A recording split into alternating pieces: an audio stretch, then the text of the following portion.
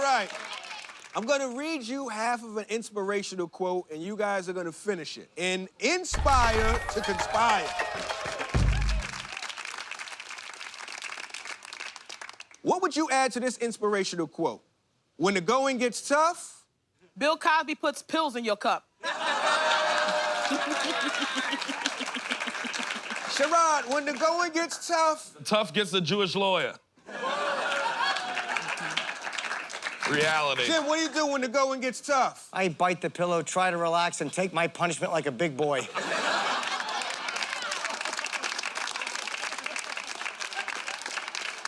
Yam, you got anything else?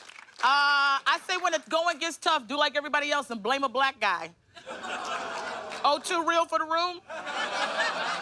Jim, what about when the going gets tough? I take off the condom and try to regain my erection.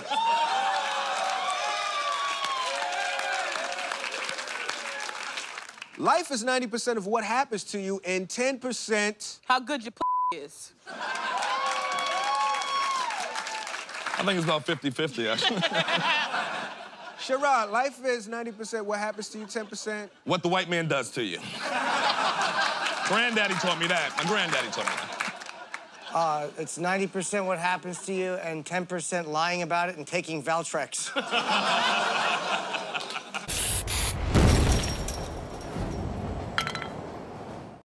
Damien Lemon, guys. I was super loud with my hello. How y'all doing?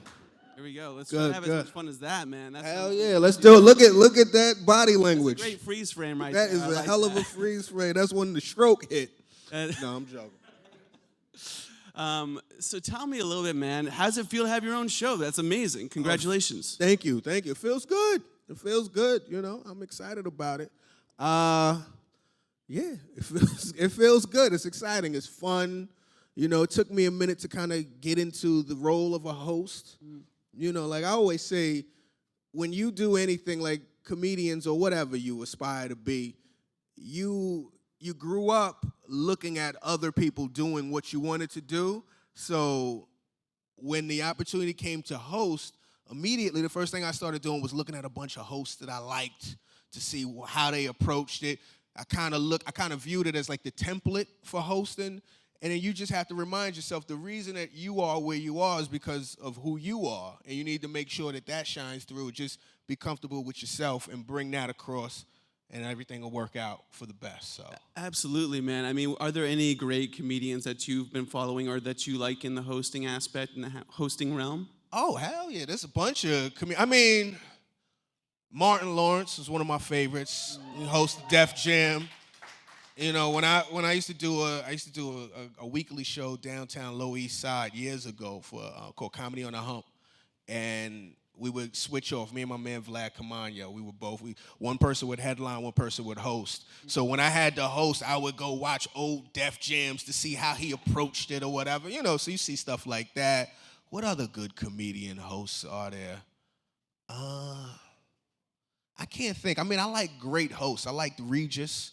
Regis was a good host. You know, he's an old dude, but I always liked Regis for how he would just, the whole show was him and, we going way back, with Kathy Lee Gifford. They would just sit there and talk about what they did the night before. Exactly. Just like, oh yeah, we had dinner. Me and Joy, we had dinner. Robert De Niro came by the table. I said, what up, Robert? You know, blah, blah, blah. And that was the show. Yeah. That's Snapchat now. You know what I mean? Like that was, so I like stuff like that. Yeah, absolutely, Yeah. man. So how'd you get started? You can tell a little bit, for people who aren't familiar with you, how'd you get started in comedy and how'd your career start here in New York? I'm from New York. I'm from Brooklyn originally, Brownsville, Brooklyn to be specific. Then I also lived in Westchester. I lived in Ossining, New York. So if anybody from the 914, y'all can shout your spot out too. And then I'd always wanted to do comedy. I wanted to do comedy for a long time, but it took a minute to get the nerve up. You know what I mean? Like, I was always funny, but people were like, yo, you should do comedy, you should do stand-up.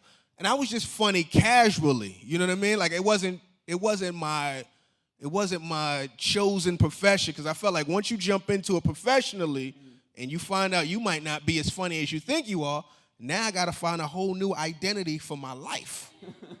But ultimately, after a while, I finally went to an open mic. I'd been hovering around comedy for a while, big fan. And then I started right down the block at this place. It's no longer there. It's called Sal's Comedy Hole, which was right on Bleecker, just past McDougal, like maybe a block down from the Comedy Cellar. And it was like a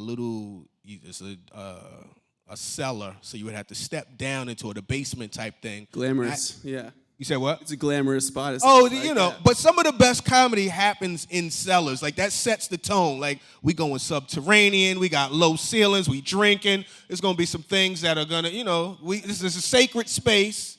So we went down. I'd been there before to watch the open mic, and I told myself, I'm gonna do it this time. I go down there, and before I confront, the dude had the clipboard. He was like, "You ready?" I signed on. I sat there, waited for my spot. And I was trying to control my nerves. I was taking deep breaths and things of that nature. I'm no type of yogi or anything, but I damn near fell asleep because I was just that zen. And when the opportunity came to get on stage, I got on stage, and my 5 minutes was funny enough for me to dedicate my life to it. Wow, man. That's great. great. Did you have anybody that you knew in the audience, or did you just go there blind? You didn't No. tell anybody? You were just like, let me just do this on my own. No, I went by myself. I went quietly just in case it went the wrong way.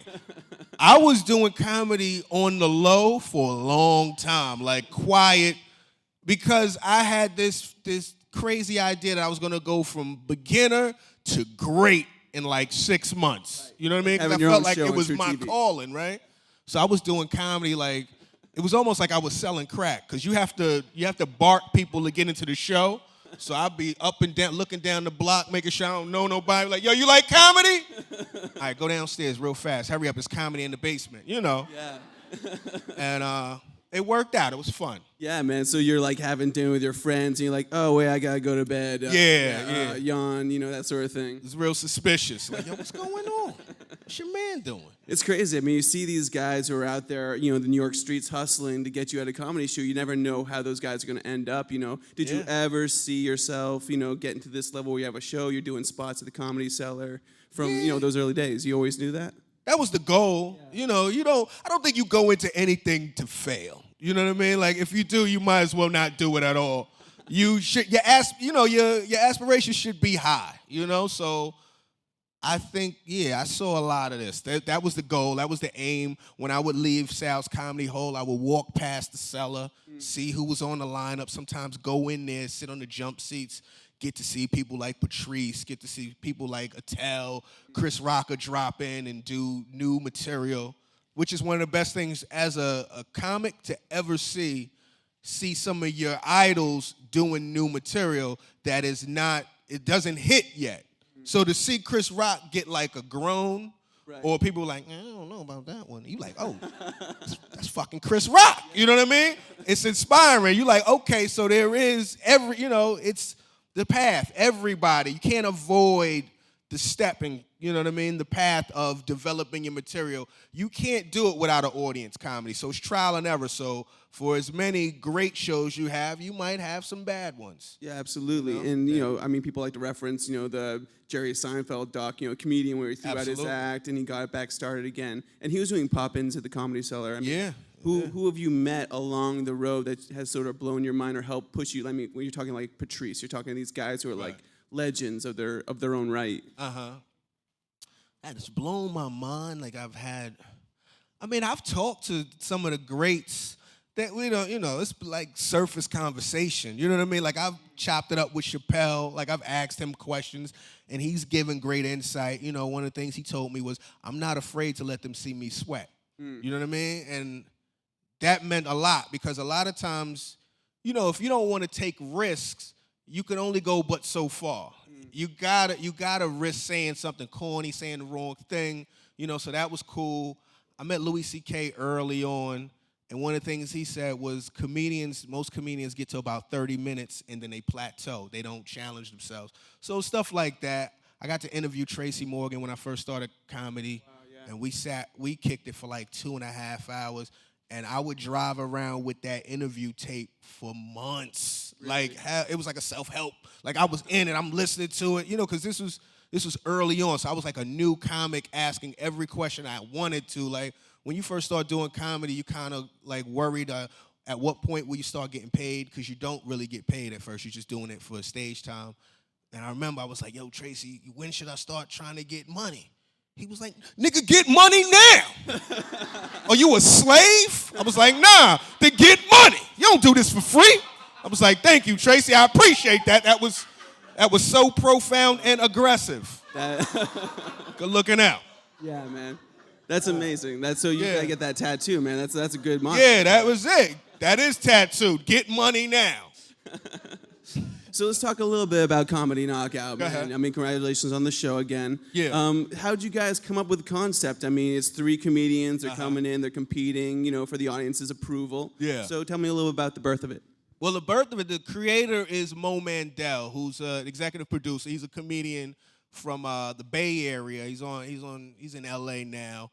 But it was his child. He created. He pitched it to True TV, and then they called me in to host it. So. As far as the inception and the idea behind it, that's more of a Mo Mandel question. Yeah, no, but absolutely. as far as just hosting and you know, being in the room and like, you know, just kind of guiding the process, it's been different. Yeah. As a comedian, because as a comedian, you're used to jumping in the fray and coming up with your own jokes and playing the part of comedian. I'm kind of like a traffic cop. You know what I mean? Like, I kind of keep it moving. We get what we need. We travel. I got people in my ear. I got an IFB in. All right, we got enough jokes from that person. Go to that person. Get them to do that. So it's like it's a different muscle. You know, it's hosting, making everybody feel comfortable, encouraging them to, yo, say some more. You're kind of quiet this round. What's going on? Like, it's a new muscle to exercise. So I learned a lot from that. Yeah, absolutely. I mean, I think especially for comedians, it's all about credits too. It's all about racking up those moments that are going to help people get into the seats for you. Right. So, I mean, do you have people coming up to you now trying to get on the show? I mean, I'm sure you have a couple of friends. You've maybe helped book it. You know, who are some of those guys that you helped out or that I helped get on out there? Yeah. via the show? A couple people. My man Nori Davis, who's a very funny comedian, he wrote on the show. Got a bunch of friends on the Khalees Hawkins, who's also a funny comedian. We started around the same time. She wrote on the show. I got friends that I'm really cool with that were on the show. Sean Patton, Chris DiStefano. We did Guy Code together. Kevin Barnett, also a Guy Code guy. Jamie Lee. Leonard Oots, who's a new comic who's very funny. He's on there. Jim Norton is a guy that I looked up to. I think he's hilarious. You see him kill it on that. Kurt Metzger, Yamanika, who's, again, we kind of started around the same time. So, like, when you see your people, when we all winning at the same time or, you know, getting opportunities at the same time, it feels good because you remember when you were broke. You remember when it was the humble time, when you didn't see the light at the end of the tunnel. You know what I mean? You're like, yeah, you're kind of like a slave that made it to the north. I'm sorry. Anyway.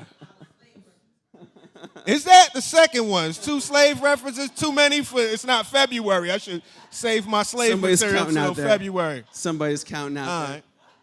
right. So tell me a little bit about how Guy Code and those, I mean, that was a huge show for MTV. And a lot of that alumni, you know, Guy Code are killing it right now. And there's people see them all over television right now. So tell me a little bit about that cast and where you guys are all. You guys stay in touch, you know? Yeah, we do. We're actually, man, we got another season because Guy Code versus Girl Code coming up at the end of this month. So we did that. That was fun. But it's a lot of up-and-coming comedians that all kind of were shuttled through this together. Nobody knew that it was going to be the phenomenon that it turned out to be.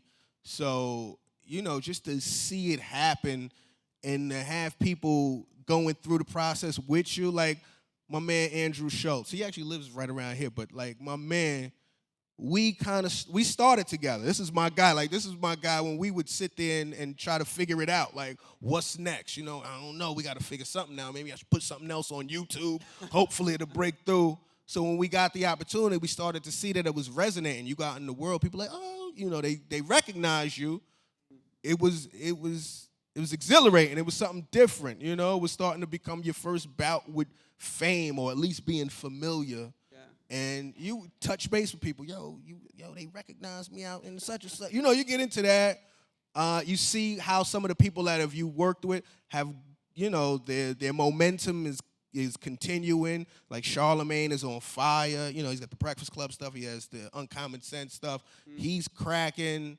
You know, I mean, pretty much everybody. Like Carly, we had the same management, and you know, from Girl Code, she was selling out everywhere. Like, it's just great to see your peers get it. You know what I mean? Like, it was a great moment. Absolutely. And then having them on the show, I mean, Yeah. tell me a little bit about how the episodes have gone. I mean, I can only imagine the taping's probably a little grueling. You probably guys are shooting episode to episode. I mean, are there any moments that are really difficult to get through? Any jokes that have just stopped production or anything like that? Or who's got the best, who's had the best jokes so far? I don't know if any jokes have stopped production. There's been some moments, like Jim killed on that show. That was Jim a Norton, hell of a show. yeah, he's great. What was that? Jim, Sherrod, and Yam. They all destroyed. They're like, those are beasts anyway. So, you know, and it's a live room, so you playing for that crowd. There was times like you saw when Yam was like, oh, it's too real for y'all. There was times when you realize that this is a taping, and it's probably like it's 6 p.m., and these are people that just came from work, and it's not a comedy club. There's no real alcohol. These people aren't a little, you know, liquored up. Yeah. So they might be a little tight when it comes to certain subject matter. And we're comedians, so, you know, we're used to pushing the envelope. So we kind of feel weird when it's like, wow, all right, we kind of a little tight in here. But after a while, we established a tone to where now you come expecting for just balls to the wall funny. That's awesome. Yeah. I mean, so do you know, the concept are always really interesting. The ones, you know, sort of the writing of the different segments, anti-social media, all those sort of things. So who comes up with those, and do you help with that, sort of the creation of those little segments? Not much. That's the writing staff. Shout out to the writing staff. I don't want to leave anybody out. We have a great team of writers on the show, and they develop the games, and they come up with a lot of that. And then at the end, I'll kind of shape it towards my own sensibility, tone, and things, how I would deliver. But, yeah, that's where it all stems from. Yeah, and do you ever want to get in the fray yourself? Man, you're talking a little bit about having to hold back as the host. Yeah. Every so often, I'll tag a joke. I'll jump in just to let them know my gun go off too. You know, just have fun with it. You know. So how often? I mean, you're a working New York comedian. I mean, how often are you doing spots? I'm always surprised to hear how often these guys are hitting the road. Are you still doing late nights and? Yeah, I'm doing a 1 o'clock spot tonight at the Cellar. So there we go. If you guys are free, if you're free, come through. Go get a nap. Yeah. I try to get up at least 6 times a week. You know, it could go from 6 to 10. It could go from 4 to 6, anything like that. I try to get on the road a little bit, do weekends. I was just out in Chicago about 2 weeks ago. Did the Onion AV Festival. That was fun. You know, travel the city, travel the country, travel the world.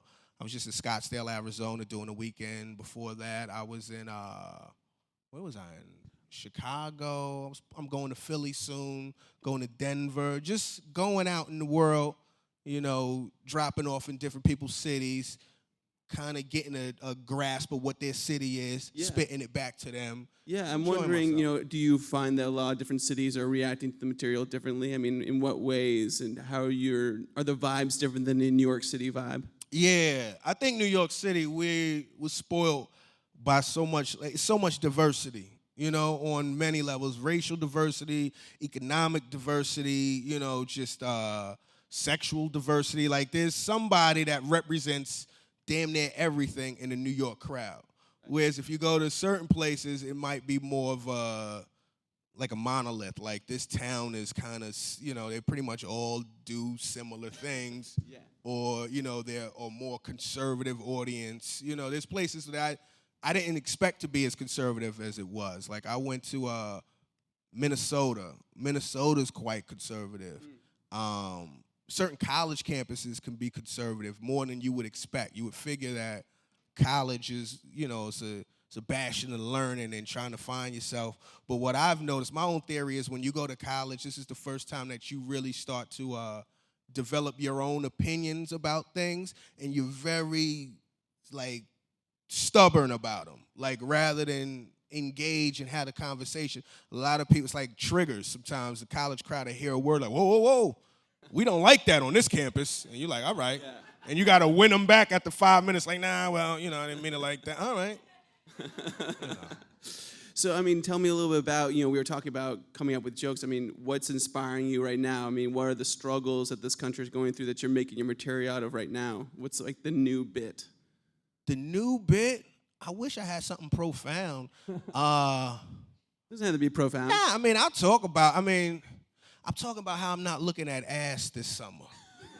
You know, it's that transitional moment right now where it's getting warm. We just came out of a cold climate. You know, like this, like from May to like the end of June, Manhattan turns into Temptation Island. There's just a lot of things to look at. And you got to remind yourself, you know, you've seen ass before. You know, don't be a creep. You know, that's my mantra. Don't be cheap, don't be a creep. Those are 2 things I'm trying to live by. It's tough. That's pretty good. You sounds like you should have a dating show next, man. That's I great. could. But I'm talking about that. I don't really do a whole lot of political stuff, but it feels like, you know, it just feels urgent. Yeah. Because it's concerning at this point with the Trump momentum. You feel like you should say something, or at least poll the audience to see who a Trump voter, what they look like, you know. I'm not going to do that to you guys, though. Nah. I'm not going to do that. But that type of stuff, relationship stuff, yeah, just my life. That's great, man. Yeah. And, tell me a little about the show. I mean, is there going to be more of it coming up? Are you guys excited Yes. for more of it? We got more episodes. Awesome. We got quite a few episodes, about 16.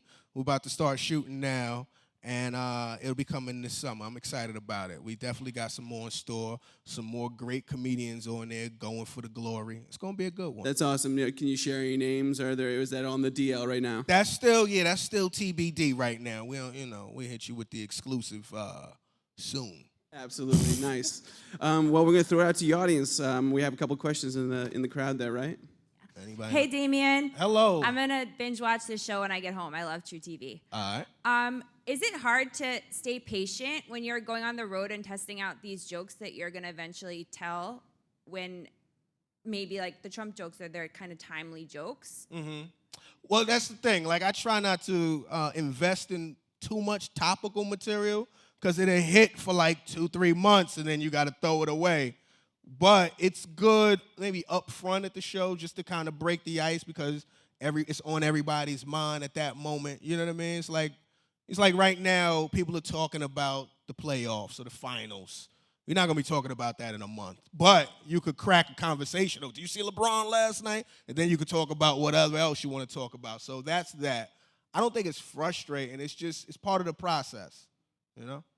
That's a good question. What's up, man? What's going on, man? So you guys were bringing up Patrice ONeal earlier, and I get like super excited whenever I hear about Patrice ONeal because I feel like he's like a comedian who does not get as much limelight as he deserves. So when you was first starting out, did you ever get to grasp any advice from him or talk to him, and what was the advice he gave to you? I didn't get any advice from him. I got an opportunity to kind of talk to him. I talked to him twice. Well, one time I was coming out of the Comedy Cellar. I was still, up-and-coming unknown comic. And it was Patrice ONeal, Dean Edwards, Todd Lynn. I think those are the 3 of them outside. Now, Patrice and Todd Lynn both had a reputation for being savage. You know what I mean? Like, they could destroy you. They were, you know what I mean? They were known to discourage comics that may not have had the metal, you know? So I seen him. I seen Dean Edwards. I knew Dean Edwards, my man Rondell. So I'm walking through. I kind of don't even want to speak to anybody. I did the little piece, the tentative. Yo, peace. Keep moving. And then Patrice was like, yo, you a comic? And I was like, yeah. He said, come over here, kick it with us. You on your little Nipsey Hustle tipping out of here. And then he started chopping it up, asked me a couple questions, and then just had me in the fold. They in front of the cellar, and it's just people walking through, and Patrice is destroying everybody to come through. Like, just funny shit. I remember this was before Barack was elected, so it was this black dude in some tight khakis and like an Oxford. It was kind of, he kind of looked a little corny with it. It was like, yo, look at your man Barack Luther King over here. I just remember that was like, damn. This was before anybody was doing Eddie Barack shit. I was like, damn. He's just a funny dude. It was the total opposite of what I expected. You know what I mean? It was real cool. And then I met him again the last weekend that he did Caroline's before the stroke. and that was a great show. He was a beast. It's a hell of a loss. You know, it's sad. I mean, there's plenty of stuff out there for anybody that wants to get into Patrice ONeal. He's got a hell of a special, Elephant in the Room, and he's got a couple albums out. You know, that's the thing about comedy. For comedians, it's like any other art form or anything else. We're on the ground, so we see the next hot comics before the masses see them, before they become mainstream, before they become household names. You know what I mean? You see people.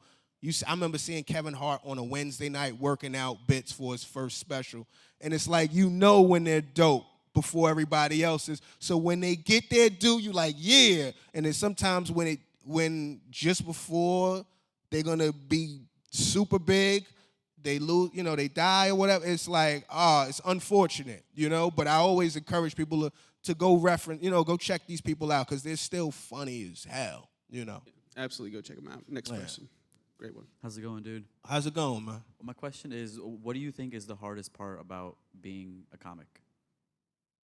Oh, man, the hardest part about being I don't know. It's not trying to get material to work.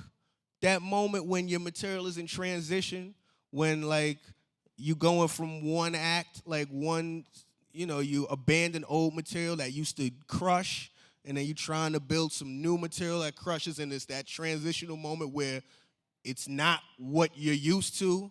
You know, that's why it's so easy for comedians to stick to the same material for a long time, because it's more about your ego at that point. You just want to hear the laughs, and you can't. You got to trust the process. You gotta write and rewrite and try it, and then one night, boom, you hit it like, oh, okay, I got something. You put that to the side and you keep building. Like, that's probably the hardest thing. Other than that, it's all good.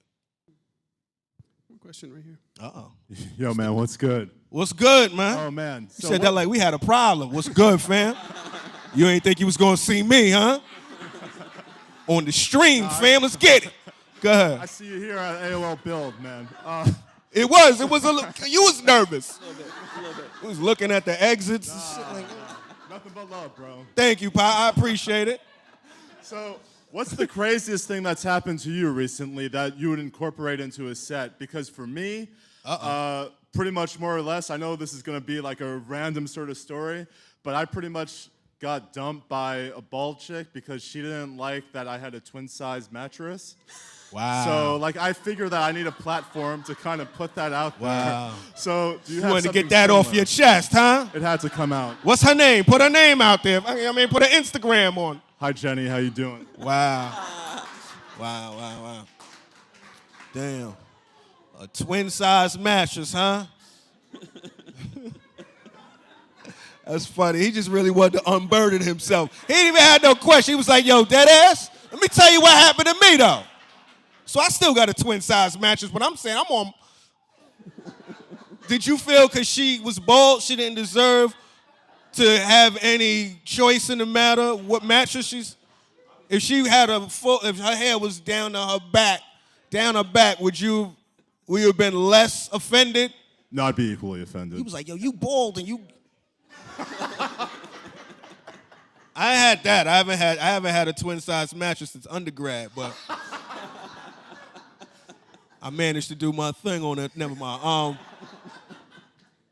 That's what we need to really talk about. Your mattress game. You want to set up a GoFundMe, get you into like a full, do something like that. See what's up. Is there anybody else on the twin size? Let's like maybe it's some fellowship in here. Anybody? Don't be afraid to say it. Yeah, that's great. GoFundMe. There we go. Well, that's a fantastic way to wrap it up. All right. Here we go. Damien Lemon.